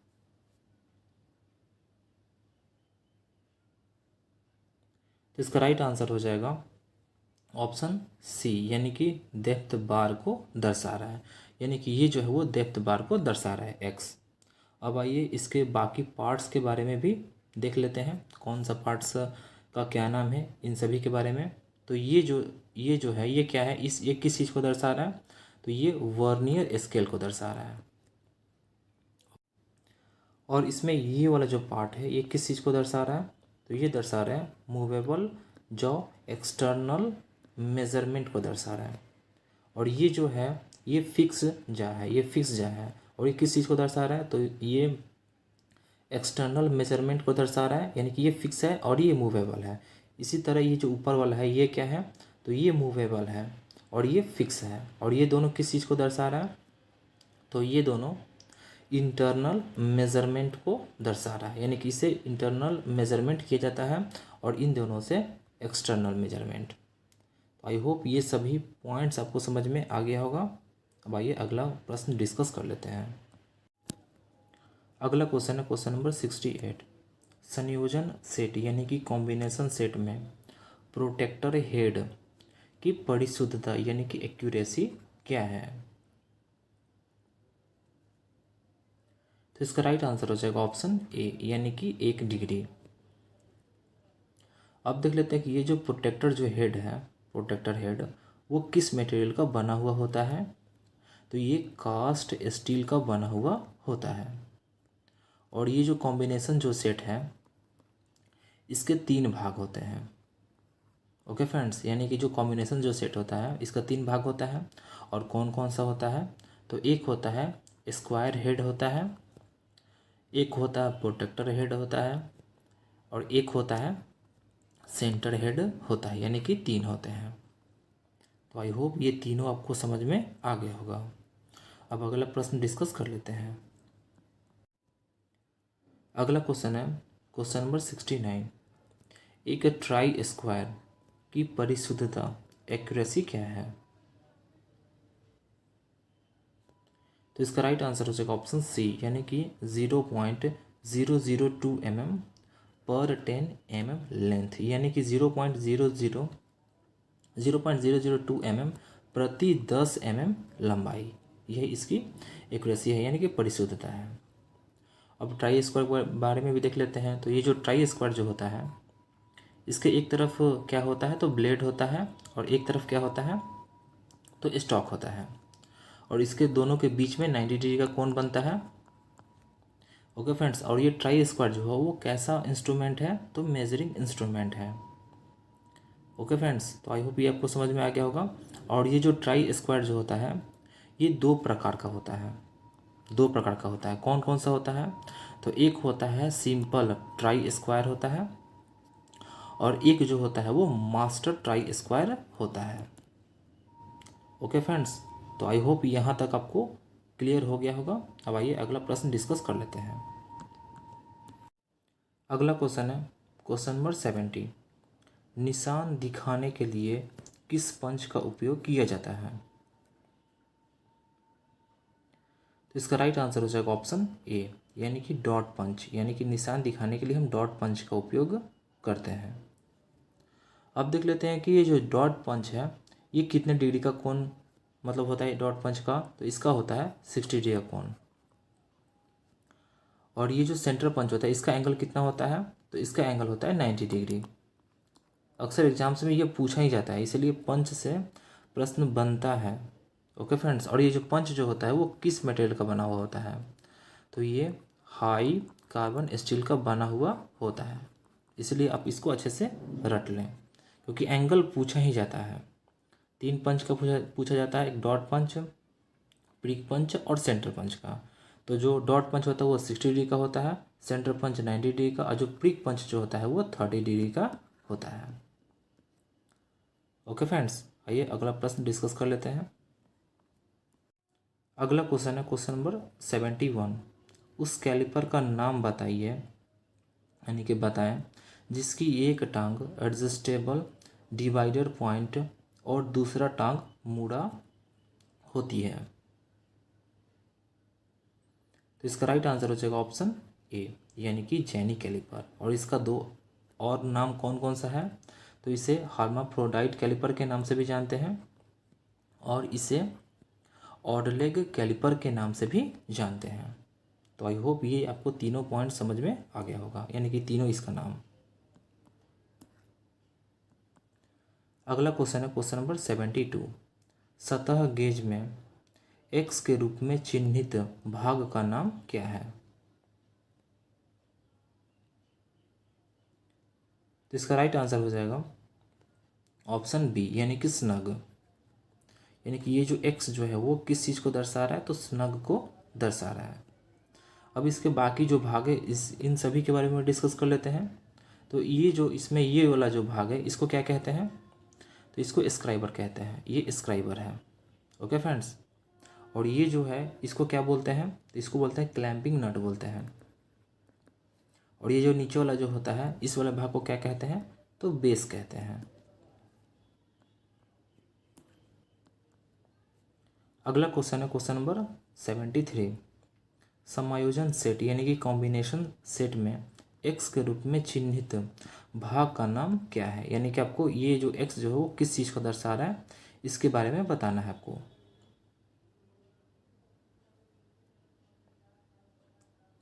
तो इसका राइट आंसर हो जाएगा ऑप्शन डी, यानी कि प्रोटेक्टर हेड को दर्शा रहा है एक्स जो है वो। और ये जो कॉम्बिनेशन सेट है ये तीन भाग, यानी इसका तीन भाग होता है। कौन कौन सा होता है, तो एक होता है स्क्वायर हेड होता है, एक होता है प्रोटेक्टर हेड होता है, एक होता है सेंटर हेड होता है, यानी कि तीन इसके भाग होते हैं। ये तो आपको अच्छे से रट लेना है। और जो प्रोटेक्टर जो हेड होता है ये किस मटेरियल का बना हुआ होता है, तो वो कास्ट स्टील का बना हुआ होता है। ओके फ्रेंड्स, अब आइए अगला प्रश्न जो है वो भी डिस्कस कर लेते हैं। तो अगला क्वेश्चन है क्वेश्चन नंबर 74। किस प्रकार के डेटम का पालन किया जाता है, इस वाले फिगर में देखकर बताना है। तो इसका राइट आंसर हो जाएगा ऑप्शन ए, यानी कि एज डेटम का। अगला क्वेश्चन है क्वेश्चन नंबर 75। इस समानांतर ब्लॉक यानी कि पैरेलल ब्लॉक का नाम क्या है, यानी कि इस वाले फिगर में देखकर बताना है कि कौन सा पैरेलल ब्लॉक है। तो इसका राइट आंसर हो जाएगा ऑप्शन डी, यानी कि एडजस्टेबल पैरेलल ब्लॉक का फिगर दिया गया है। अगला क्वेश्चन है क्वेश्चन नंबर 76। ग्रेड ए भी ब्लॉक के निर्माण के लिए किस मटेरियल का उपयोग किया जाता है? तो इसका राइट आंसर हो जाएगा ऑप्शन सी, यानी कि हाई क्वालिटी स्टील का उपयोग किया जाता है।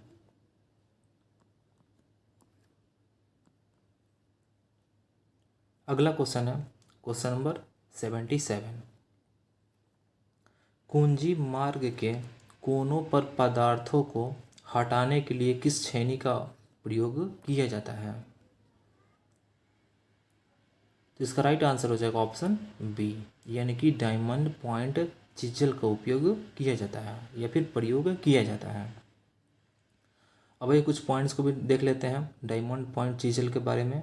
तो इस छेनी की जो कटिंग एज जो होती है उसका आकार नुकीला तथा चौकोर हीरे के समान होता है, नाम से पता चल रहा है डायमंड।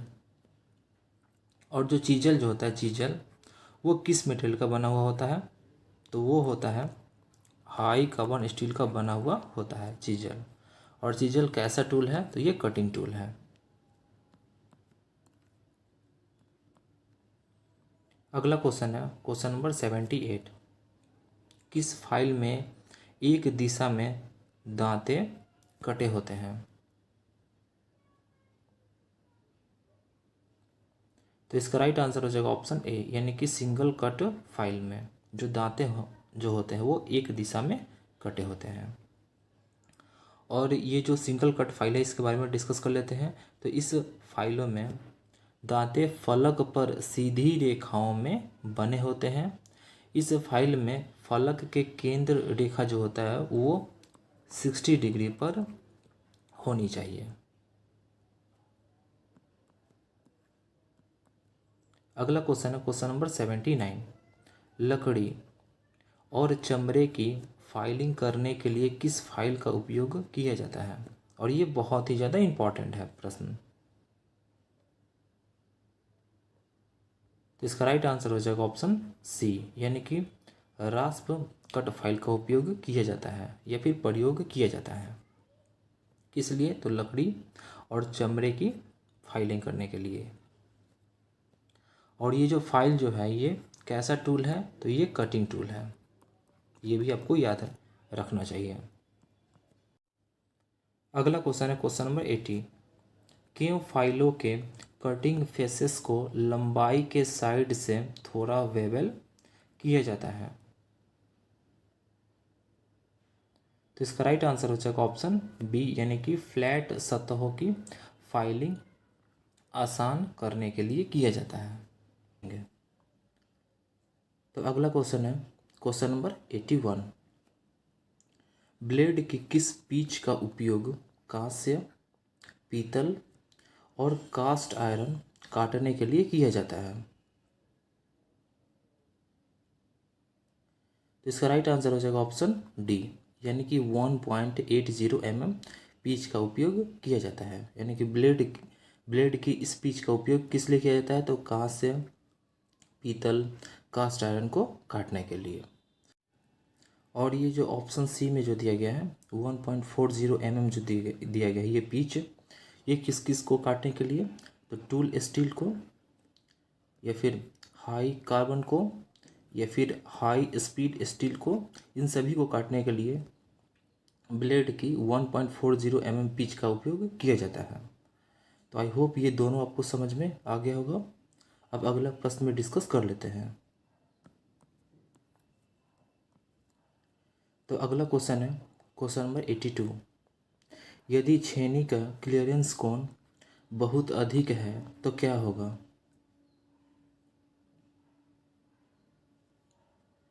तो इसका राइट आंसर हो जाएगा ऑप्शन बी, यानी कि सतह पर गड्ढा कर देगी। यानी कि अगर जो छेनी है इसका जो क्लियरेंस कोण जो है वो बहुत अधिक होगा तो सतह पर क्या करेगी? तो गड्ढा कर देगा।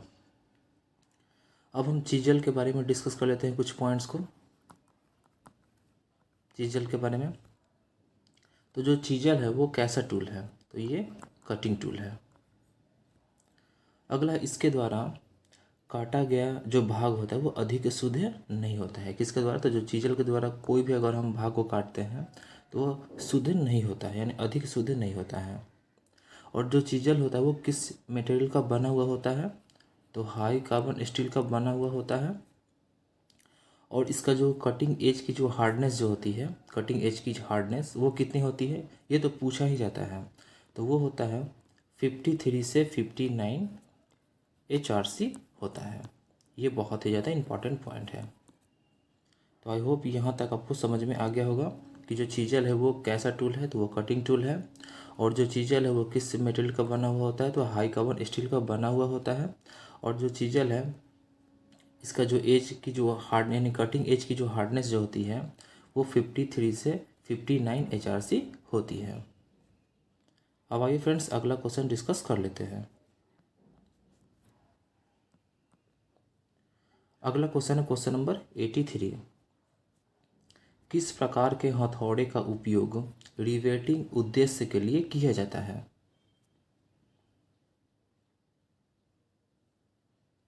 तो इसका राइट आंसर हो जाएगा ऑप्शन बी, यानी कि बॉल पिन हैमर का उपयोग किया जाता है। किस लिए, तो रिवेटिंग के उद्देश्य के लिए किया जाता है। अब आइए बॉल पेन हैमर के बारे में भी कुछ पॉइंट्स को डिस्कस कर लेते हैं।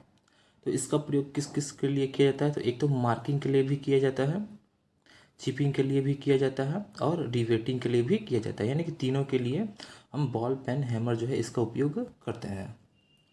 और BIS के अनुसार ये जो है वो कितने से कितने भार तक पाए जाते हैं, तो 0.11 kg से 0.91 kg तक पाए जाते हैं। तो आई होप यहाँ तक आपको क्लियर हो गया होगा। अब देख लेते हैं हल्के कार्य के लिए। तो जो हल्का जो है यानी कि हल्के कार्य के लिए इसका वजन कितना होना चाहिए, तो 0.33 kg होना चाहिए। और मध्यम कार्य के लिए यानी मीडियम कार्य के लिए इसका वजन कितना होना चाहिए, तो 0.45 kg होना चाहिए। और भारी कार्यों के लिए इसका जो वजन है वो कितना होना चाहिए, तो भारी कार्यों के लिए 0.91 kg होना चाहिए। तो आई होप ये सभी पॉइंट्स आपको समझ में आ गया होगा कि ये जो बॉल पेन जो हैमर है इसका उपयोग किस किस लिए किया जाता है, तो मार्किंग के लिए भी किया जाता है, चिपिंग के लिए किया जाता है, रिवेटिंग के लिए, यानी कि तीनों के लिए हम बॉल पेन हैमर का उपयोग करते हैं। और BIS के अनुसार इसका वजन जो है वो कितना होता है, तो 0.11 से 0.91 kg इसका वजन होता है। और इसका जो हल्के कार्य के लिए कितने केजी का हथौड़े का वजन कितने केजी का हथौड़े का उपयोग किया जाता है, तो वो किया जाता है 0.33 kg का। और मीडियम कार्य के लिए कितने केजी का, तो 0.45 kg का। और भारी कार्यों के लिए 0.91 kg का उपयोग किया जाता है।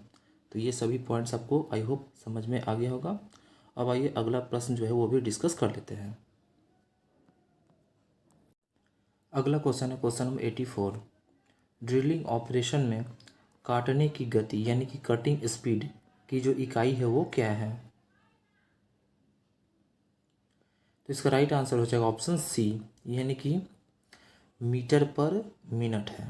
यानी कि ड्रिलिंग ऑपरेशन में काटने की गति यानी कि कटिंग स्पीड की जो इकाई है वो मीटर पर मिनट है। तो आई होप ये आपको समझ में आ गया होगा।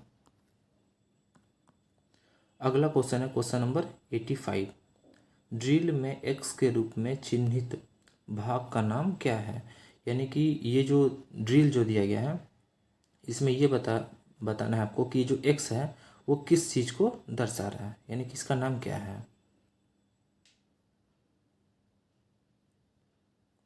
तो इसका राइट आंसर हो जाएगा ऑप्शन ए, यानी कि लीप को दर्शा रहा है। ये जो एक्स है वो लीप को दर्शा रहा है। अब भाई फ्रेंड्स जो इम्पोर्टेंट जो इसमें और भी जो पॉइंट्स हैं उन सभी को डिस्कस कर लेते हैं, यानी कि पार्ट्स के नाम के बारे में। तो ये वाला जो पार्ट है इसको क्या कहेंगे, तो इसको कहेंगे मार्जिन कहेंगे। ओके फ्रेंड्स, और ये तो लीप है आपको पता ही है। और इस वाले भागों को क्या कहते हैं, तो फ्लूट कहते हैं। और ये जो एक लंबा सा ये जो गया है इसको क्या कहेंगे, तो इसको एक्सिस कहेंगे। ओके फ्रेंड्स, यानी कि ये जो एक्स वाला है वो किस चीज़ को दर्शा रहा है, तो ये लीप को दर्शा रहा है। ये जो है ये फ्लूट को दर्शा रहा है। ये वाला जो पॉइंट है ये मार्जिन को दर्शा रहा है। और ये जो लंबा सेक गया है बीचों बीच, ये क्या है, तो ये एक्सिस को दर्शा रहा है। तो आई होप ये भी समझ में आपको आ गया होगा। अगला क्वेश्चन है क्वेश्चन नंबर 86। ड्रिल मशीन में एक्स के रूप में चिन्हित भाग का नाम क्या है। यानी कि ये जो फिगर जो दिया गया है ड्रिल मशीन का, इसमें आपको ये बताना है कि ये जो एक्स है वो किस चीज़ को बता रहा है, यानी कि इसका नाम क्या है। तो इसका राइट आंसर हो जाएगा ऑप्शन ए, यानी कि ड्रिल चक्र को दर्शा रहा है। अब आइए इसके बाकी जो पार्ट्स है सभी के बारे में भी डिस्कस कर लेते हैं, नाम के बारे में। तो ये जो नीचे वाला जो दिया गया है इसको बेस कहते हैं। ओके, और ये जो दिया गया है ये हैंडल की तरह जो दिया गया है इसको क्या बोलेंगे, तो इसको फीड हैंडल बोलेंगे, फीड हैंडल। और ये जो दिया गया है ये मोटर यहाँ पर लगा हुआ है। और ये एक लंबा सा ये जो है इसको क्या बोलेंगे, तो इसको पिलर बोलेंगे। ओके फ्रेंड्स, तो आई होप ये सभी भी आपको समझ में आ गया होगा कि ये जो हैंडल की तरह है इसको फीड हैंडल बोलेंगे। ये वाला जो लगा हुआ है इसको मोटर बोलेंगे। नीचे जो ये जो है इसको बेस बोलेंगे। और एक लंबा सा ये जो है इसको पिलर बोलेंगे। अब आइए अगला क्वेश्चन जो है उसको भी डिस्कस कर लेते हैं। अगला क्वेश्चन है क्वेश्चन नंबर 87। थ्रेड का माइनर व्यास क्या है। तो इसका राइट आंसर हो जाएगा ऑप्शन डी, यानी कि माइनर जो डाया है वो क्या हो जाएगा, तो माइनर डाया बराबर हो जाएगा मेजर डाया -2 इंटू डेप्थ। यानी कि माइनर व्यास बराबर मेजर व्यास -2 इंटू गहराई, ये फॉर्मूला होता है।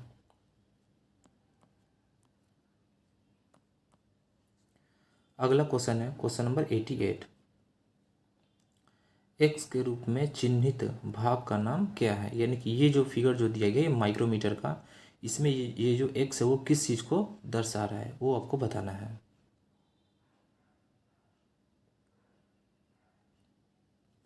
तो इसका राइट आंसर हो जाएगा ऑप्शन सी, यानी कि थिम्बल को। यानी कि ये जो एक्स है वो थिम्बल को दर्शा रहा है। और एक यहाँ पे ये वाला जो पॉइंट है इसको एनविल कहेंगे, इसके पहले मैंने बता रखा है। और ये वाला लंबा सा जो ये जो भाग है इसको क्या कहेंगे, तो इसको स्पिंडल कहेंगे।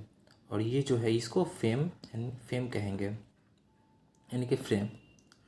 और ये जो है इसको रैचेट कहेंगे। तो आई होप यहाँ तक तो आपको समझ में, यानी कि बाकी सब जो पार्ट्स के नाम हैं ये सभी आपको समझ में आ गया होगा।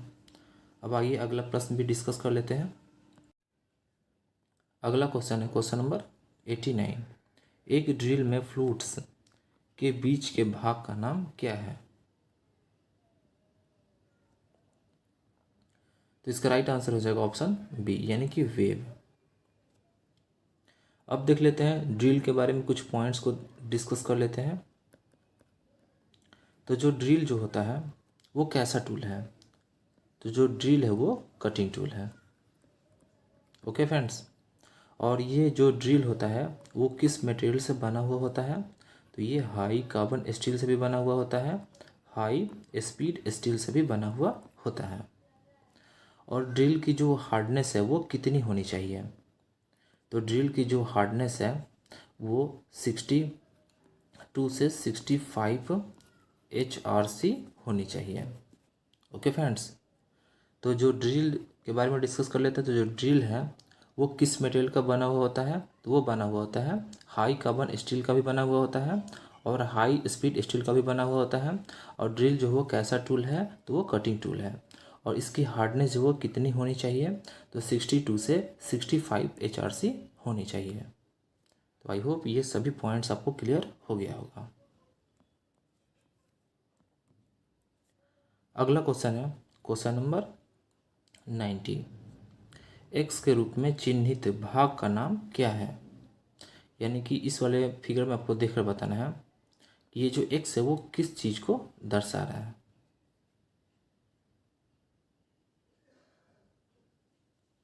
तो इसका राइट आंसर हो जाएगा ऑप्शन डी, यानी कि फाइन एग्जिस्टिंग स्लाइड को दर्शा रहा है ये।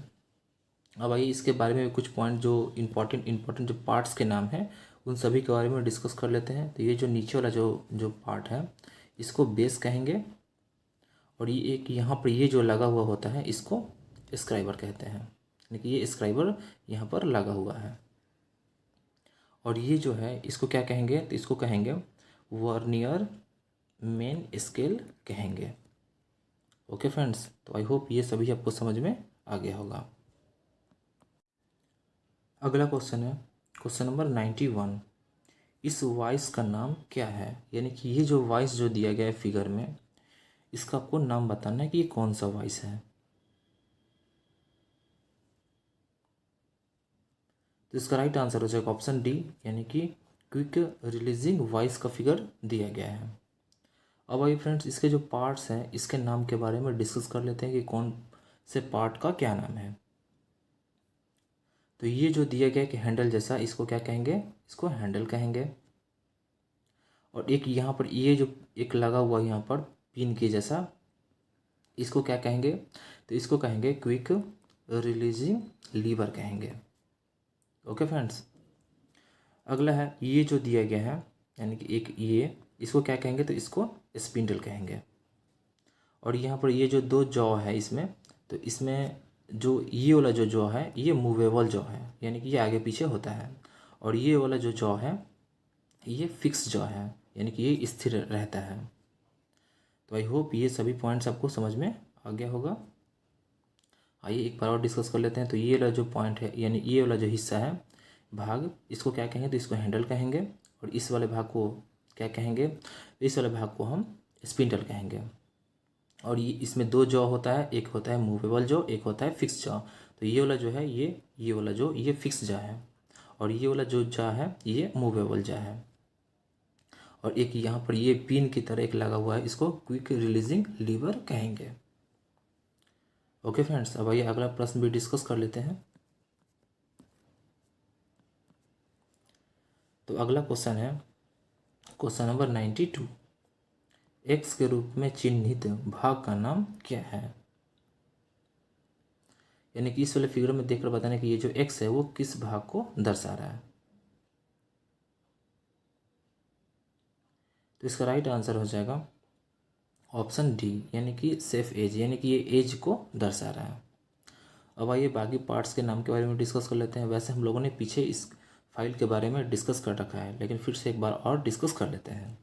तो इस वाले भाग को क्या कहते हैं, तो इसको हैंडल कहते हैं।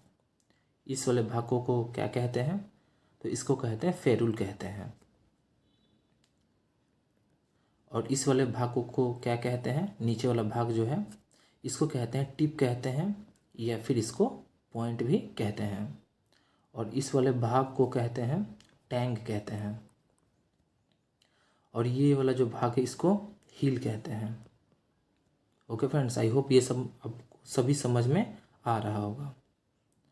और ये जो फाइल है इसका लंबाई कहाँ से कहाँ तक लिया जाता है, तो पॉइंट या फिर टिप से लेकर जो हील है इसके जो बीच का जो लेंथ होता है इसी को फाइल का एक्चुअल लेंथ कहते हैं, यानी कि फाइल साइज कहते हैं।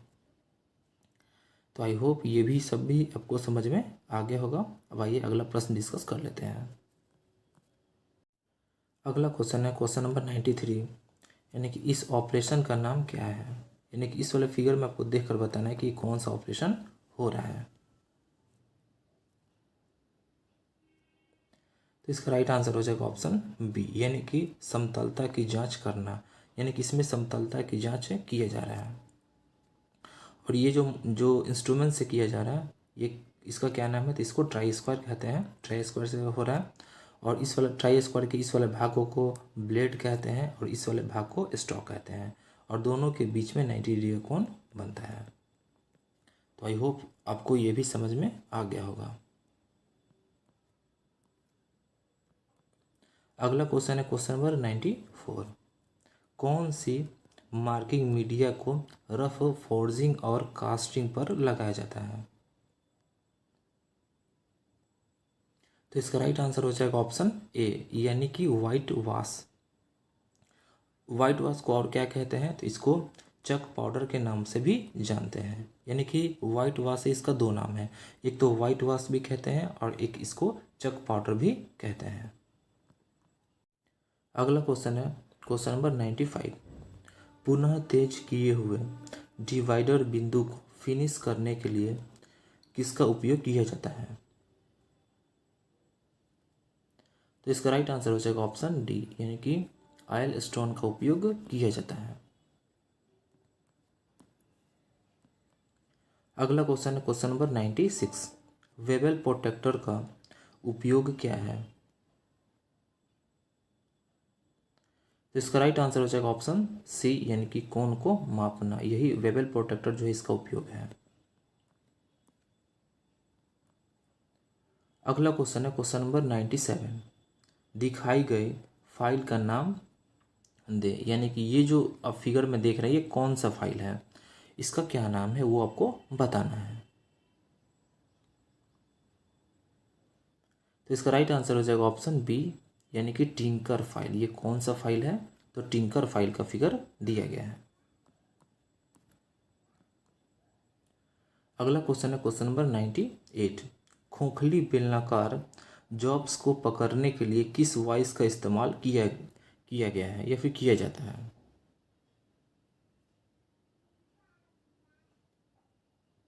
तो इसका राइट आंसर हो जाएगा ऑप्शन बी, यानी कि पाइप वॉइस का प्रयोग किया जाता है। किस लिए? तो खोखली बेलनाकार जॉब्स को पकड़ने के लिए। अगला क्वेश्चन है क्वेश्चन नंबर 99। कंड्यूट और अन्य पतली ट्यूब को काटने के लिए हेक्सा ब्लेड के किस पिच का उपयोग किया जाता है? तो इसका राइट आंसर हो जाएगा ऑप्शन ए, यानी कि 0.8 mm का प्रयोग किया जाता है। अगला क्वेश्चन है क्वेश्चन नंबर 100। विभिन्न प्रोफाइल को काटने के लिए किस धातु काटने वाली सॉ का उपयोग किया जाता है? तो इसका राइट आंसर हो जाएगा ऑप्शन सी, यानी कि कंट्यूर बैंड सॉ का उपयोग किया जाता है। तो फ्रेंड्स आज के लिए इतना ही। वीडियो कैसा लगा? अगर आपको वीडियो अच्छा लगा हो तो वीडियो को लाइक करें, चैनल को सब्सक्राइब करें और बेल आइकन को दबाएं ताकि कोई भी नोटिफिकेशन उसका मैसेज आपके पास सबसे पहले पहुंचे। और फ्रेंड्स इस वीडियो का या फिर किसी भी वीडियो का फ्री PDF चाहिए तो आप हमारे टेलीग्राम को ज्वाइन कर सकते हैं। टेलीग्राम का लिंक आपको इसी वीडियो के नीचे मिल जाएगा डिस्क्रिप्शन में, वहाँ से जाकर ज्वाइन कर सकते हैं। और फ्रेंड्स मैंने एग्जाम ओरिएंटेड वीडियोस बना रखा है जो कि खजाना वीडियो के नाम से है। और यहाँ से फ्रेंड हर एक एग्जाम में 5 से 6 नंबर, यानी कम से कम 5 से 6 नंबर तो पक्के पूछे ही जाते हैं, यानी इससे ज़्यादा भी पूछा जा सकता है। इसीलिए इस वाले वीडियो को बिल्कुल भी मिस ना करें, और ये सभी ट्रेडर के लिए है। ओके फ्रेंड्स, क्योंकि इसमें वैसे वैसे टॉपिक्स को लिया गया है जहाँ से प्रश्न डायरेक्टली पूछा ही जाता है। तो एग्ज़ाम से पहले इस वाले वीडियो को देखना बिल्कुल भी ना भूलें। Okay friends, thanks for watching.